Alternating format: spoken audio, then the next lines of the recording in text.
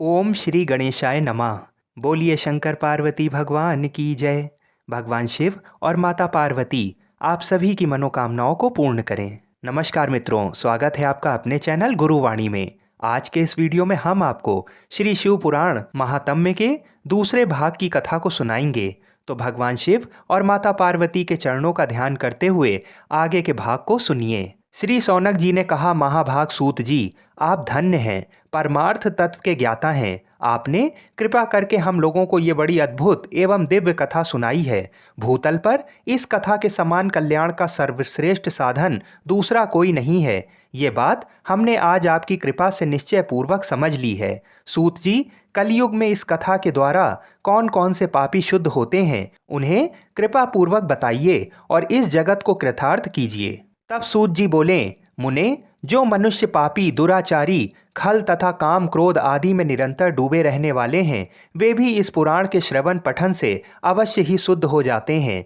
इस विषय में जानकर मुनि इस प्राचीन इतिहास का उदाहरण दिया करते हैं, जिसके श्रवण मात्र से पापों का पूर्णतया नाश हो जाता है। पहले की बात है, कहीं किरातों के नगर में एक ब्राह्मण रहता था, जो ज्ञान में अत्यंत दुर्बल, दरिद्र, रस बेचने वाला तथा वैदिक धर्म से विमुख था। वह स्नान, संध्या आदि कर्मों से भ्रष्ट हो गया था और वैश्यावृत्ति में तत्पर रहता था। उसका नाम था देवराज। वह अपने ऊपर विश्वास करने वाले लोगों को ठगा करता था। उसने ब्राह्मणों, क्षत्रियों, वैश्यों, शूद्रों तथा दूसरों को भी अनेक बहानों से मार के उनका धन हड़प लिया था, परंतु उस पापी का थोड़ा सा भी धन कभी धर्म के कामों में नहीं लगता था। वह वेश्यागामी तथा सब प्रकार से आचार भ्रष्ट था। एक दिन घूमता घूमता वह दैवयोग से प्रतिष्ठानपुर में जा पहुंचा। वहां उसने एक शिवालय देखा, जहां बहुत से साधु महात्मा एकत्र हुए थे।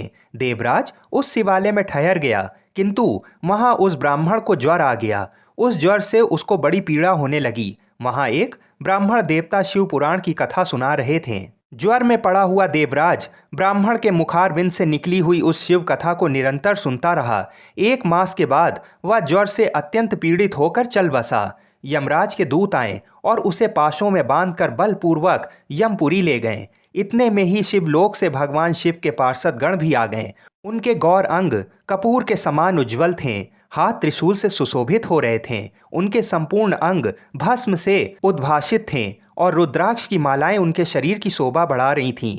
वे सब के सब क्रोधपूर्वक यमपुरी में गए और यमराज के दूतों को मार पीट कर बारंबार धमकाकर उन्होंने देवराज को उनके चंगुल से छुड़ा लिया और अत्यंत अद्भुत विमान पर बैठाकर जब वे शिवदूत कैलाश जाने के लिए रवाना हुए, उस समय यमपुरी में बड़ा भारी कोलाहल मच गया। उस कोलाहल को सुनकर धर्मराज अपने भवन से बाहर आए। साक्षात दूसरे रुद्र के समान प्रतीत होने वाले उन चारों दूतों को देखकर धर्मज्ञ धर्मराज ने उनका विधि पूर्वक पूजन किया और ज्ञान दृष्टि से देखकर सारा वृतांत जान लिया। उन्होंने भय के कारण भगवान शिव के उन महात्मा दूतों से कोई बात नहीं पूछी, उल्टे उन सब की पूजा एवं प्रार्थना की।